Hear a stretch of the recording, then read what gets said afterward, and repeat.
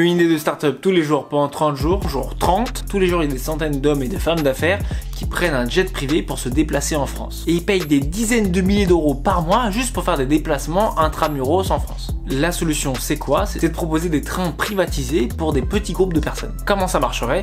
En gros, de base, un TGV, un train, t'as au moins 15 ou 20 rames. Là, cette fois-ci, t'aurais qu'une seule rame où tu peux mettre au minimum 10 ou 15 personnes. On partira de Paris ou même de la gare que tu souhaites et t'emmènera à la gare que tu souhaites. Tu pourras ensuite revenir le jour même en fonction de l'heure à laquelle tu veux. C'est un peu comme ton jet privé mais version train. Mais est-ce que c'est possible de faire de la compétition à la SNCF? Oui, depuis l'année dernière, c'est totalement possible de faire la compétition à la SNCF. L'entreprise espagnole Renfe commence même à déployer des trains en France alors que c'est une entreprise espagnole de base. Qui on va viser au début? Au début, on va principalement viser des entreprises, des hommes d'affaires ou des femmes d'affaires qui font énormément de voyages en France, potentiellement des politiques, des gens qui travaillent dans le CAC 40, enfin bref, des gens qui ont un jet privé. Mais c'est quoi la proposition de valeur? Premièrement, on va baisser les coûts d'avoir un jet privé. Deuxièmement, on va réduire l'empreinte écologique, tout simplement parce qu'un avion pollue énormément plus qu'un train. Et troisièmement, on va gagner du temps vu qu'il n'y aura pas besoin de passer la douane, faire des vérifications, enfin bref, faire un onboarding.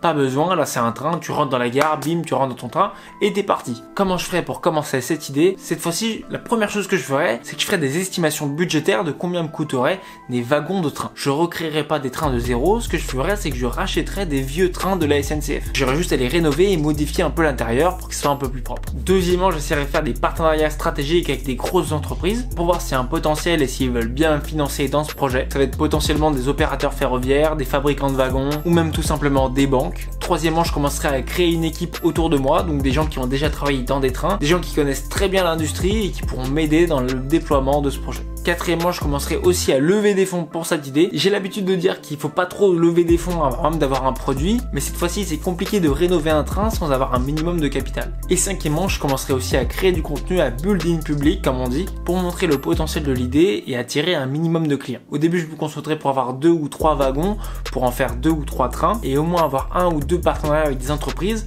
pour avoir des premiers clients et montrer que cette idée a de l'avenir. Le plus dur, on va pas se mentir, ça va être beaucoup de réglementation et d'être conforme à la loi tout simplement, et aussi l'aspect logistique et organisation avec la SNCF sur l'aspect ferroviaire. L'objectif avec cette idée, c'est de remplacer les jets privés qui font des trajets en Europe ou même en France. Si tu veux les détails de ce projet, je t'ai tout mis dans ma newsletter en description ou en bio. C'était le dernier jour de ce projet, bien sûr je vais pas m'arrêter, vous aurez encore des idées de start-up dans les semaines à venir.